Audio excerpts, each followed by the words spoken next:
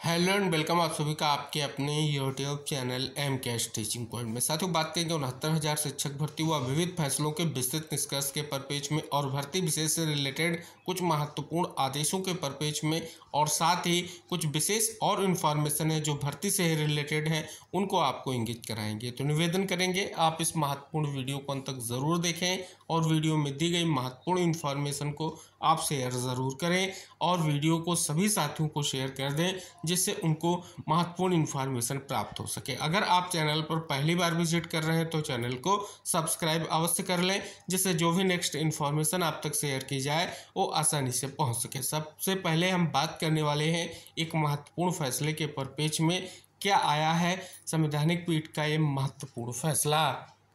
यहाँ पर देखेंगे कि जो 1996 के मध्यस्थता और सुलह कानून के तहत फैसलों को संशोधित कर सकती हैं अदालतें, सुप्रीम कोर्ट का महत्वपूर्ण फैसला है। आप देखेंगे यहाँ पर निष्कर्ष इंगित कराएंगे कि सुप्रीम कोर्ट की 5 जजों की संविधान पीठ ने यह तय करने के लिए बुधवार को फैसला सुनाया कि क्या अदालतें 1996 के मध्यस्थता और सुलह कानून के तहत मध्यस्थ फैसलों में संशोधन कर सकती हैं या नहीं। सुप्रीम कोर्ट ने 4:1 बहुमत से फैसला सुनाया कि अदालतें मध्यस्थता और सुलह पर 1996 के कानून के तहत मध्यस्थता फैसलों को संशोधित कर सकती हैं। मुख्य न्यायाधीश संजीव खन्ना की ओर से बहुमत से लिए गए फैसले में कहा गया है कि ऐसे फैसलों को संशोधित करने की शक्ति का प्रयोग अदालतों की ओर से सावधानी के साथ न्याय किया जाना चाहिए। पीठ में मुख्य न्यायाधीश CJI संजीव खन्ना, न्यायमूर्ति VR गवई, न्यायमूर्ति संजय कुमार, न्यायमूर्ति KV विश्वनाथन और न्यायमूर्ति अगस्टन जाज मसीह शामिल हैं। तो ये महत्वपूर्ण फैसला है जो हमने आपको इंगित कराया है और स्पष्ट तौर पर फैसलों को संशोधित करने की शक्ति के परपेज में महत्वपूर्ण निष्कर्ष आपको देखने को मिल रहा है। अगली महत्वपूर्ण इन्फॉर्मेशन हम आपको जो प्रोवाइड करा रहे हैं स्पेशली चयनित बीएड को लेकर के है। जैसा कि आप सभी को पता है छत्तीसगढ़ में 2601 चयनित बीएड अभ्यर्थियों की नियुक्तियों को निरस्त किया गया। इसलिए निरस्त किया गया क्योंकि उनकी नियुक्तियां सुप्रीम कोर्ट के फैसले या की जो डेट है 11 अगस्त 2023 उसको या उसके बाद हुई, इसके लिए उनकी नियुक्तियों को माननीय हाईकोर्ट ने अपने फैसले में रद्द कर दिया था। तब से वो चयनित बीएड अभ्यर्थी जिनकी नियुक्तियां निरस्त की गई थी वो लगातार मांग कर रहे थे कि उनके लिए जल्द से जल्द कोई निर्णय लिया जाए। फाइनली आज कैबिनेट ने उनके लिए एक महत्वपूर्ण फैसला लिया है और फैसला ये है कि उनको सहायक शिक्षक विज्ञान प्रयोगशाला के पद पर जो है उनको समाहित किया जाएगा या उनको एडजस्ट किया जाएगा। ये महत्वपूर्ण इन्फॉर्मेशन आ चुकी है।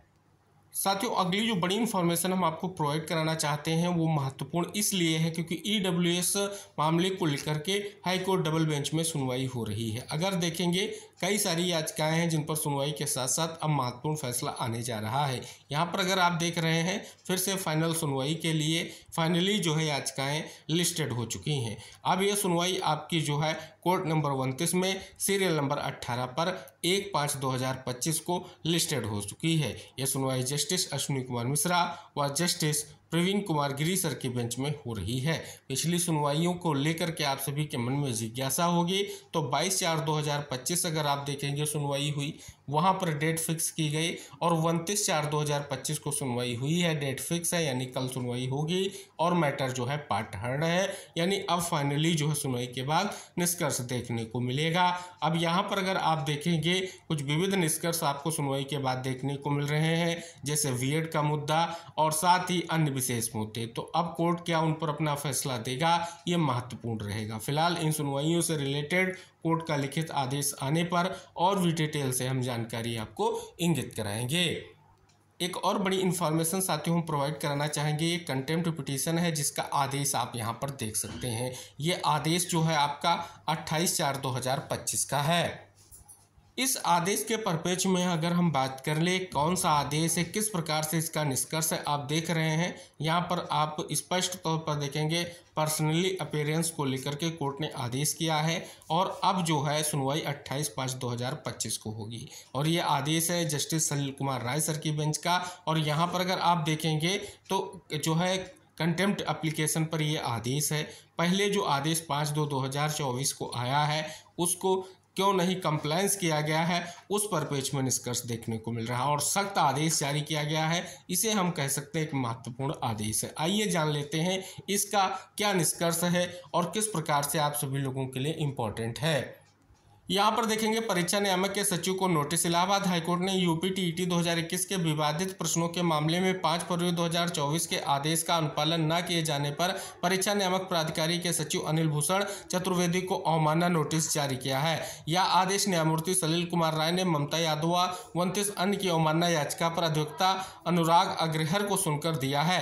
कोर्ट ने सचिव को अगली सुनवाई पर आदेश के अनुपालन का हलफनामा दाखिल करने या व्यक्तिगत रूप से हाजिर होकर के कारण स्पष्ट करने का निर्देश दिया है।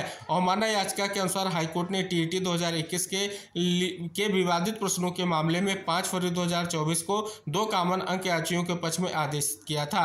आरोप है कि 1 वर्ष से अधिक समय बीत जाने के बाद भी परीक्षा नियामक प्राधिकारी ने 2 कॉमन नंबरों छात्रों को नहीं दिए, जबकि छात्रों की ओर से सचिव को प्रत्यावेदन भी सौंपा गया। तो देख सकते हैं एक महत्वपूर्ण आदेश है और उसका निष्कर्ष यहाँ पर इंगित कराया गया है।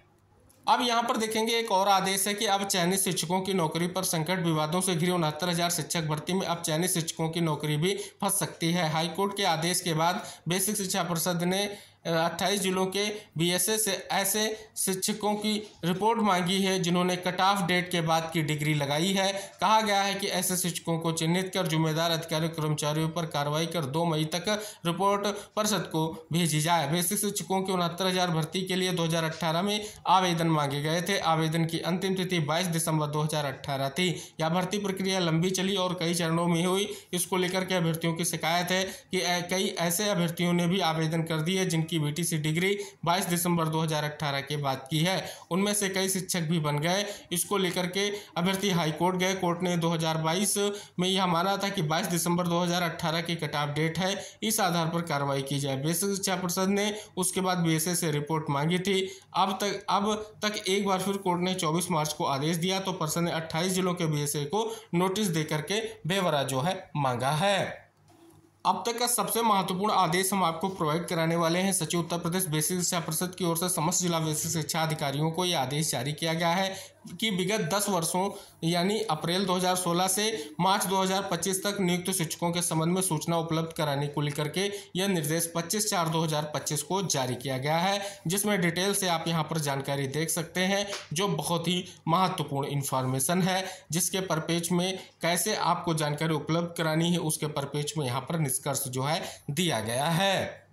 तो जैसा कि इस वीडियो के माध्यम से सबसे पहले हमने बात की एक महत्वपूर्ण सुप्रीम कोर्ट के फैसले के परपेज में, यानी संविधान पीठ के फैसले के परपेज में, जो बहुत ही इंपॉर्टेंट है, निष्कर्ष जरूर शेयर करें। साथ ही सचिव के उन महत्वपूर्ण आदेशों का निष्कर्ष हमने आपको इंगित कराया जो चयनितों को लेकर के इंपॉर्टेंट है। आगे क्या निष्कर्ष आएगा इंपॉर्टेंट रहेगा।